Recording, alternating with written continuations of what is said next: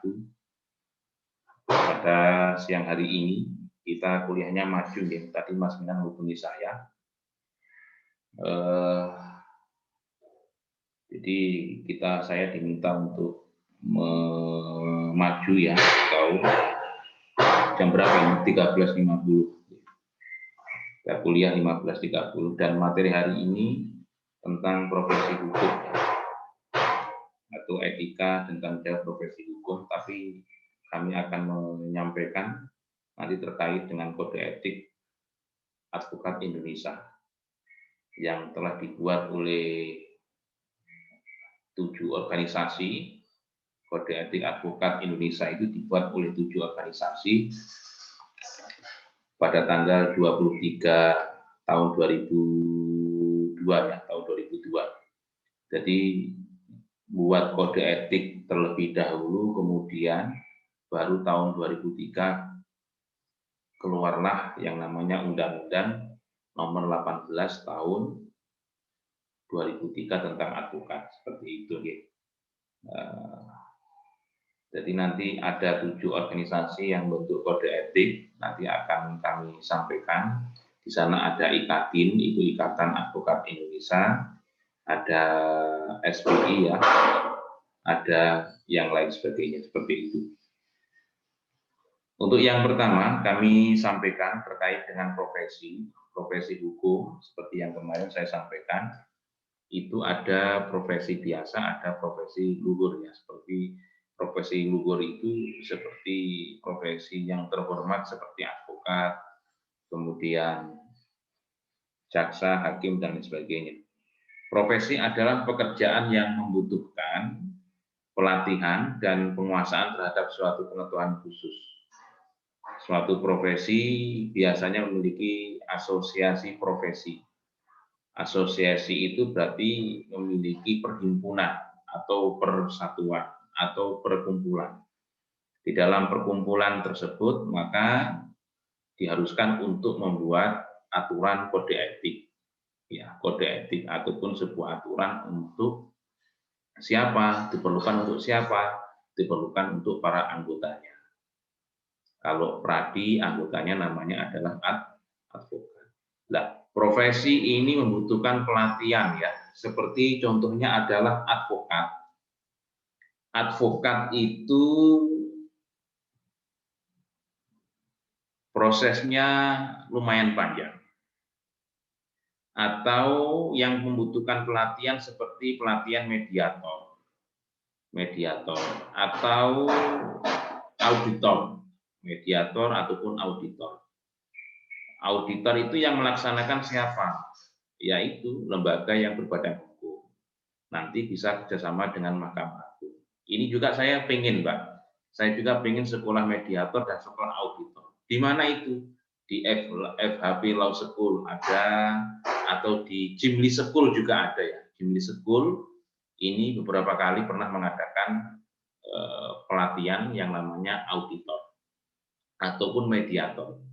Nanti kalau jenengan telah mengikuti sekolah mediator lulus, maka otomatis jenengan nanti bisa menjadi hakim mediator atau nanti bisa kerjasama dengan pengadilan terkait ataupun pengadilan mitra. Seperti itu. Kita kembali ke advokat. Advokat ini tahapannya seperti yang kemarin saya sampaikan, pertama harus PKPA dulu ya. Kita butuh dana 5,5 juta untuk mengikuti PKPA, pendidikan khusus profesi advokat, selama 2 bulan, 3 bulan, bahkan 5 bulan, atau bahkan 1 bulan juga bisa. Setelah lulus PKPA, pendidikan khusus profesi advokat, maka sesuai dengan undang-undang, maka upah. Di sana ada upah ujian profesi advokat. Ujian profesi advokat ini termasuk karakteristik profesi ya. Nanti kalau lulus PKPA, maka akan mendapatkan lisensi ataupun sertifikat. Lulus upah juga demikian, akan mendapatkan sertifikat. Dan upah itu dilaksanakan secara serentak dan seluruh Indonesia. Kalau Pradi pernah mengadakan ujian profesi advokat seluruh Indonesia, dan nanti akan dibentuk panitia outsourcing di sana. Kemudian setelah lulus UPA, maka tahap berikutnya sesuai dengan peraturan Pradi atau Perhimpunan Advokat Indonesia nomor 1 tahun 2015, ya, tahun 2015, maka calon lawyer wajib magang 2 tahun. Magang 2 tahun di kantor advokat yang resmi ataupun di kantor advokat yang telah terdaftar di DPN Pradi, Dewan Pimpinan Pusat Nasional Jakarta, Pradi. Alamatnya Jalan Grand Sleepy ya, Jakarta sana. Saya alhamdulillah pernah ke sana. Dan waktu saya ke sana itu juga saya lihat apa itu kantor, kemudian melihat ruang sidang Dewan Kehormatan Advokat ketika nanti ada advokat yang melanggar kode etik.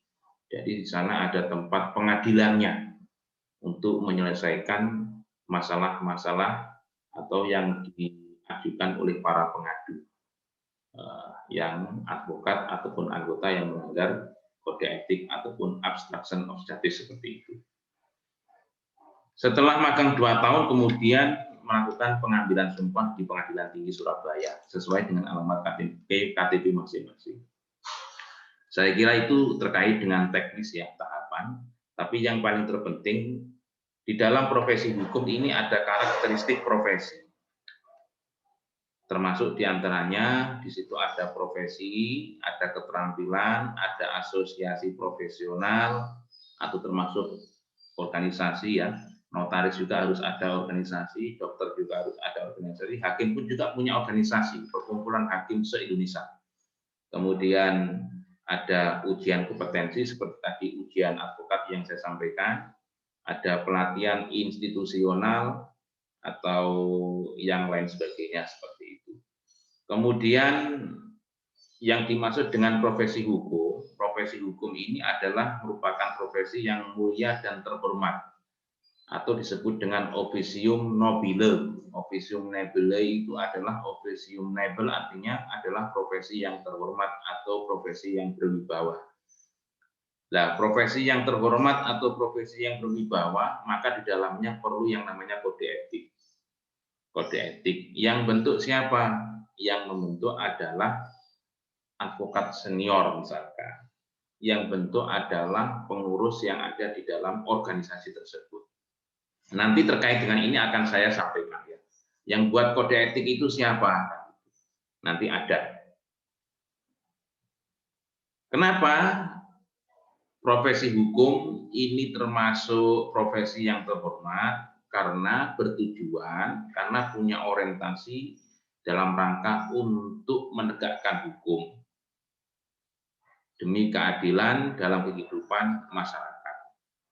Profesi hukum ini meliputi polisi, jaksa, hakim, advokat, notaris, dan lain sebagainya. Jadi nanti setelah lulus jenengan kalau ingin mendapatkan profesi yang terhormat, monggo silahkan jenengan pilih ingin jadi notaris, atau ingin jadi advokat, lawyer, pengacara, atau penasihat hukum. Perlu saya sampaikan istilah pengacara di dalam undang-undang itu tidak ada. Adanya apa? Advokat, garis miring, penasihat hukum. Ya, tapi di masyarakat bahasa advokat itu namanya pengacara. Tapi di dalam undang-undang tidak menyebutkan pengacara atau bahasa yang dipakai adalah advokat ataupun penasihat hukum. Kemudian terkait dengan etika, ini saya mau share screen aja lah ya, biar penak. Nah ini materi hari ini ya tadi sudah saya singgung, profesi itu adalah pekerjaan yang membutuhkan pelatihan dan penguasaan terhadap suatu pengetahuan khusus. Ya pelatihan itu ya tahapannya PKPA, UPA, magang, kemudian pelantikan dan sumpah. Notaris pun juga harus ada magang. Hakim ya, cakim, calon hakim itu pun juga ada magang 2 tahun. Jadi sebelum menjadi hakim resmi, sebelum dilantik menjadi hakim, sebelum disumpah, calon hakim ataupun cakim juga ada magang, istilahnya magang. Karena manfaat daripada magang, baik calon advokat, calon hakim, calon notaris, notaris juga ada magang, ataupun calon polisi. Itu manfaat daripada magang, karena nanti di situ ada ilmu-ilmu ataupun wawasan pengetahuan yang tidak ada di dalam kampus. Karena ada ilmu lapangan ataupun ilmu praktisi yang belum pernah disampaikan di dalam kampus. Untuk nanti jenengan praktek peradilan, nanti kan sampai semester 6 gitu, nanti praktek atau PKL di pengadilan. Itu pun hanya berapa minggu kan, 2 minggu.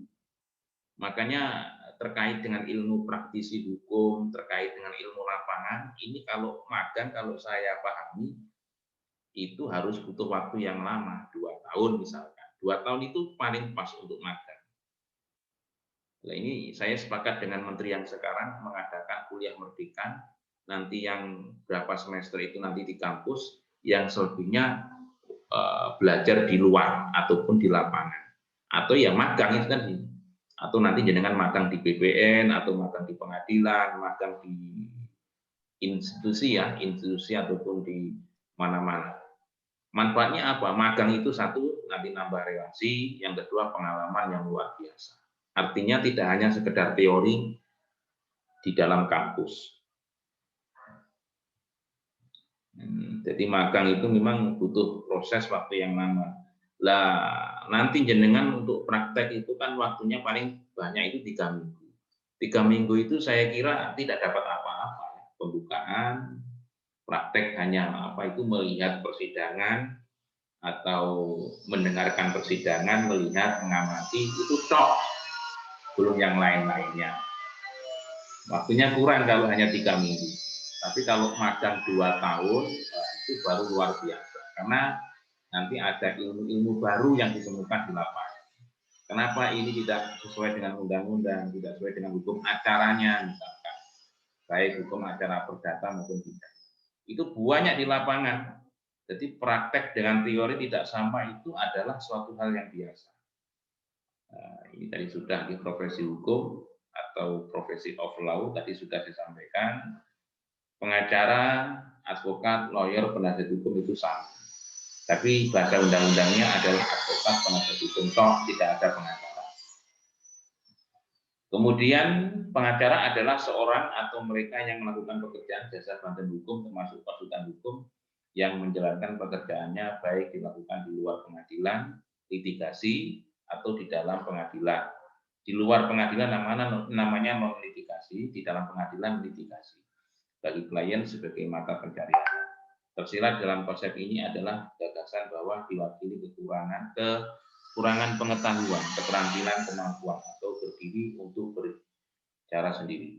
Dasar advokat adalah Undang-Undang Nomor 18 Tahun 2003 tentang advokat. Sekarang etika, ini yang ada hubungannya dengan materi kita. Etika profesi seorang advokat atau seorang pengacara. Pengacara dalam melakukan pekerjaannya wajib menjunjung tinggi hukum, kebenaran, dan keadilan. Ini wajib, karena ini perintah dari undang-undang advokat. Dan pengacara bersedia memberi nasihat atau advis. Jadi ketika saya dapat klien, maka saya selaku kuasa hukum wajib memberikan advis atau nasihat hukum dan berupaya untuk mengislahkan atau mendamaikan kedua belah pihak, baik perkara pidana maupun perkara perdata ya. Perkara pidana pun sekarang ini juga ada tahapan, yaitu sesuai dengan peraturan kejaksaan ya. Jadi perkara pidana pun juga bisa disesuaikan di luar pengadilan. Namanya restoratif justice ya. Itu ada di dalam peraturan kejaksaan tahun 2020, restoratif justice ataupun dikenal dengan RJ. Di tingkat kepolisian pun juga demikian. Jadi polisi juga sesuai dengan perkap, peraturan Kapolri dan surat edaran dari Kapolri juga, bahwa setiap perkara baik undang-undang ITE, perkara ITE, tindak pidana ITE ya, baik penghinaan ataupun pencemaran secara offline maupun online, itu juga bisa diselesaikan dengan cara mediasi. Ya, mediasi. Karena terkait dengan penghinaan secara online ini banyak sekali yang terjerat, banyak sekali yang menjadi yang dilaporkan menjadi terlapor seperti itu. Jadi sebisa mungkin untuk yang menjadi terlapor ataupun orang yang dilaporkan ketika nanti mohon maaf, minta maaf, maka kepolisian tidak boleh menahan ya, tidak boleh menahan. Itu sesuai dengan surat edaran Kapolri yang baru ini. Etika profesi seorang pengacara atau advokat, pengacara dalam melakukan pekerjaannya tidak semata-mata mencari imbalan, ini penting, tetapi diutamakan bertujuan untuk menegakkan hukum atau keadilan dan kebenaran dengan cara yang jujur dan bertanggung jawab. Ini yang merintah siapa? Yang memerintah adalah undang-undang. Jadi di dalam Undang-Undang Nomor 18, advokat juga wajib memberikan sebuah bantuan hukum secara gratis. Itu perintah undang-undang. Memang advokat di dalam Undang-Undang Nomor 18 Tahun 2003 juga berhak untuk mendapatkan honorarium. Dari siapa? Dari kliennya. Lah, honornya advokat itu berapa Pak Huzaimah kan gitu. Lah ini ya tergantung, karena gaji advokat, honornya advokat itu tidak terhingga. Tidak terhingga itu ya tak terbatas. Sekali dapat juga bisa sampai 500 juta, bisa melebihi gajinya polisi, gajinya hakim, gajinya jaksa, dan lain sebagainya. Tergantung kesepakatan antara klien dengan advokat. Tapi juga harus melihat kliennya itu apakah termasuk golongan yang mampu atau tidak. Kalau tidak mampu ya kita harus memberi bantuan hukum sesuai dengan undang-undang advokat. Sesuai dengan Perda itu kan juga ada ya yang mengatur tentang masalah bantuan hukum. Permen-Kumham juga ya, peraturan hukum dan HAM juga mengatur tentang bantuan hukum. Kemudian etika profesi seorang advokat yang berikutnya adalah advokat dalam melakukan pekerjaannya bekerja dengan bebas dan mandiri tanpa pengaruh atau dipengaruhi oleh siapapun. Advokat ini tidak boleh kong kali kong. Kalau kong kali kong dengan kepolisian atau disetting itu namanya melanggar kode etik, tidak boleh. Maka nanti kalau klien merasa dirugikan oleh advokat, oh ternyata kuasa hukum saya ini bisa men-setting semuanya, atau mungkin kuasa hukum saya ini ternyata kong kali kong dengan kepolisian, minta sekian, minta sekian. Maka klien yang termasuk pihak yang dirugikan itu nanti bisa mengadu ke Dewan Kehormatan tingkat daerah atau tingkat provinsi. Maka nanti advokat itu bisa ditegur oleh advokat senior ataupun Dewan Kehormatan tersebut. Itu ya. Kalau misalkan Dewan Kehormatan daerah tidak mau menyelesaikan, nanti kami bisa melakukan banding, mengajukan atau banding ya, nanti ada pembanding, ada berbanding. Di mana? Di Dewan Kehormatan Advokat Pusat Jakarta. Itu kaitannya dengan pelanggaran kode etik. Kemudian etika profesi yang berikutnya, advokat memperjuangkan serta melindungi hak asasi manusia dan kelestarian lingkungan hidup dalam negara Republik Indonesia. Advokat memiliki sikap setia kawan dalam memegang teguh rasa solidaritas antara sesama rekan advokat atau teman sejawat. Jadi sesama advokat ini tidak boleh saling menyerang, ataupun advokat juga tidak boleh menyerang hakim, itu tidak boleh. Hakim diserang oleh advokat tidak boleh, hakim menyerang polisian tidak boleh. Karena apa? Sama-sama penegak hukum demi menegakkan keadilan. Cuma seperti yang kemarin saya sampaikan, tupoksinya saja yang berbeda. Jadi sama-sama penegak hukum. Kalau advokat yang membela, jaksa yang menentukan pasal-pasalnya, hakim yang memutuskan suatu perkara, polisi yang melakukan penyidikan dan penyelidikan, seperti itu. Sama-sama penegak hukum. Maka advokat tidak boleh tukaran sesama advokat. Misalkan saya menjadi kuasa hukumnya A, kemudian advokat yang lain menjadi kuasa hukumnya si B. Ini tidak boleh. saling menyerang sesama advokat tidak boleh. Itu melanggar kode etik. Kalau yang di TV-TV itu saya kira banyak ya advokat yang melakukan pelanggaran kode etik. Dia memang di waktu diwawancara kadang-kadang saya perhatikan itu nyerang advokat. Nyerang advokat itu tidak boleh. Kemudian ini ya, substansi di dalam Undang-Undang Nomor 18 Tahun 2003 tentang advokat. Substansinya di dalam inti daripada Undang-Undang Nomor 18 itu adalah ini, satu, Kode Etik Advokat Indonesia membahas tentang kepribadian advokat, hubungan advokat dengan klien, hubungan advokat dengan teman sejawat, kemudian cara bertindak menangani perkara, ketentuan tentang kode etik dan pelaksanaannya. Ini kode etik advokat, sebuah etika profesional digunakan sebagai peraturan yang mengatur mengenai profesi yang pada umumnya mengandung hak-hak yang fundamental atau mendasar dan mempunyai aturan mengenai tingkah laku maupun perbuatan di dalam menjalankan profesinya. Saya kira maklum. Sehingga sudah semestinya jika di dalam suatu organisasi profesi memiliki kode etik ataupun aturan yang merupakan kewajiban sekaligus memberikan suatu perlindungan hukum kepada setiap anggotanya di dalam melaksanakan profesinya. Terlebih dengan keberadaan organisasi profesi advokat sendiri, sangat diperlukan adanya suatu etika profesional yang dituangkan dalam bentuk kode etik. Karena profesi advokat sendiri dipandang sebagai profesi terhormat atau officium nobile atau officium noble yang di dalamnya menjalankan profesi berada di bawah perlindungan hukum. Undang-undang dan kode etik itu sendiri yang memiliki kebebasan didasarkan kepada kehormatan dan kepribadian advokat yang berpegang teguh kepada kemandirian, kejujuran, kerahasiaan, dan keterbukaan. Ini contoh dari para pelanggarnya, ini diharapkan mampu menciptakan pribadi yang mempunyai niat profesi yang mampu mengatur dirinya sendiri. Besok pertemuan berikutnya akan saya sampaikan tentang terkait dengan kasus para anggota advokat yang melanggar kode etik. Besok ya.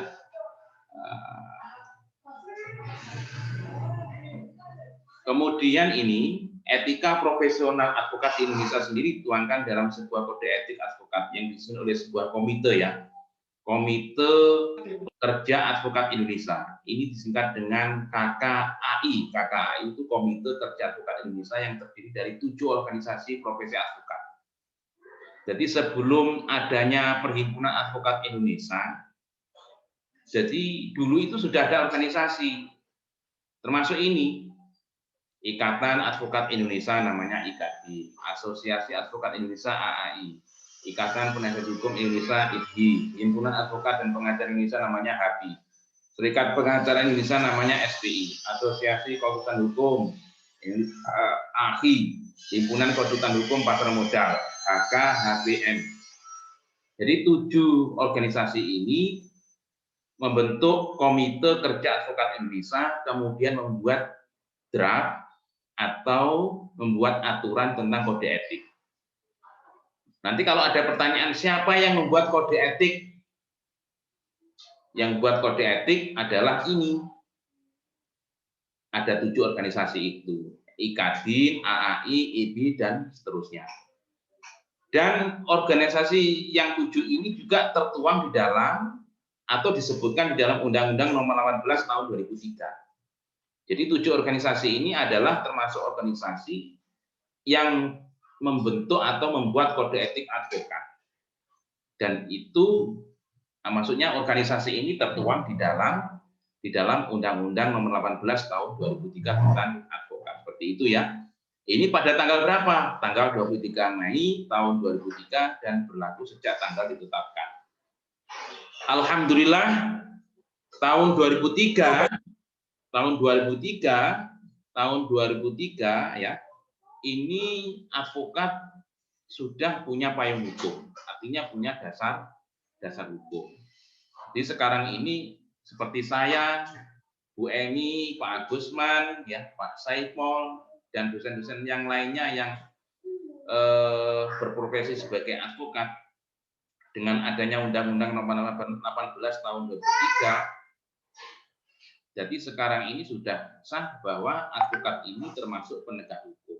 Lah, karena advokat selain officium legal dan penegak hukum, maka perlu yang namanya kode etik. Jadi nanti kalau saya misalkan ketika beracara bertentangan dengan kode etik advokat, maka saya ini boleh dilaporkan, boleh siapapun yang dirugikan boleh mengajukan aduan ke Dewan Kehormatan Advokat, seperti itu, gitu. Jadi munculnya kode etik, ya, kode etik ini yang buat adalah 7 organisasi yang ada di dalam PowerPoint saya itu, dan alhamdulillah tahun 2003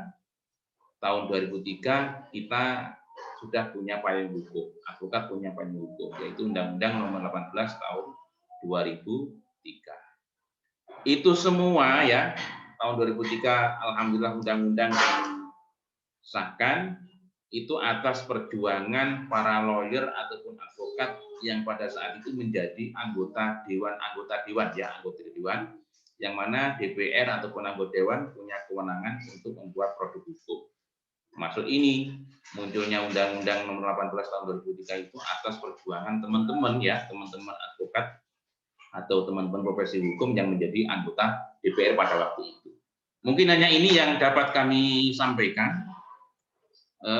Untuk berikutnya adalah masalah kalau polisi, ya, polisi nanti kita bisa bahas pada waktu pertemuan berikutnya. Hakim, ada jaksa, ada notaris, dan lain sebagainya.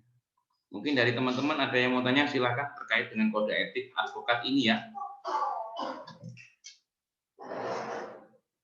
Dan untuk masalah kode etik secara meluas, nanti silakan dengan cek di webnya Pradi, ya.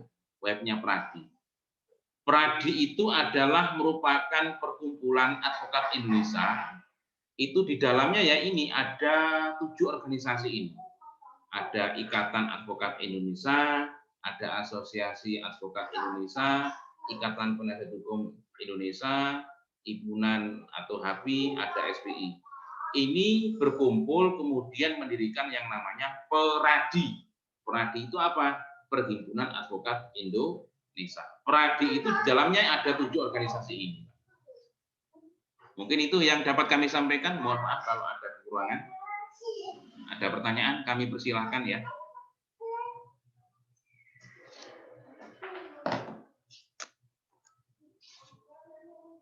Monggo yang mau tanya silakan terkait dengan kode etik. Pak, izin bertanya, Pak. Ya, monggo Mas Minan. Untuk di Indonesia sendiri, asosiasi advokat itu apakah hanya Pradi saja atau yang lain itu banyak, Pak? Selain dari 7 itu. Ya, Mas. Apakah ada, Pak? Ya, di dalam Undang-Undang Advokat Nomor 18 Tahun 2003 itu memerintahkan memang harus ada satu organisasi, ya, karena single bar yang diminta oleh undang-undang itu harus single bar, harus ada satu organisasi advokat, bukan multibar. Kalau multibar itu kan ada beberapa negara yang menggunakan konsep multibar, berarti harus ada beberapa organisasi. Tapi yang diminta oleh Undang-Undang Nomor 18 Tahun 2003 itu ada pasal berapa itu saya lupa. Itu permintaan undang-undang itu harus ada satu organisasi. Oleh karena itu, maka 7 organisasi yang saya sampaikan tadi, seperti IKADIN, SPI, AAI, itu berkumpul akhirnya mendirikan yang namanya Pradi, Mas. Nah, namanya Pradi. Jadi perintah undang-undangnya itu harus hanya satu organisasi advokat. Nah, tapi di tahun 2015, ya, Munas di Makassar, Perhimpunan Advokat Indonesia ataupun Pradi ini pecah menjadi 3 golongan. Repot kan, Mas, ya? Saya kira kalau kita ngomong masalah pecah itu kan ternyata tidak hanya organisasi keagamaan saja, tidak hanya organisasi kemasyarakatan, tidak hanya partai politik. Ternyata organisasi advokat pun tahun 2015 waktu Munas di Makassar itu geger luar biasa. Karena apa? Karena mereka menginginkan atau berkeinginan menjadi ketua umum Pradi. Karena perhimpunan advokat ataupun Pradi ini walaupun toh swasta ya, tidak ada dana dari pemerintah, tapi kekayaan yang dimiliki oleh Pradi itu luar biasa. Walaupun toh Pradi ini swasta, tapi Pradi di Jakarta itu memiliki kantor yang mewah. Kantornya mewah, Mas, di Pradi Jakarta itu mewah sekali. Dan uang yang ada di Pradi itu sangat banyak.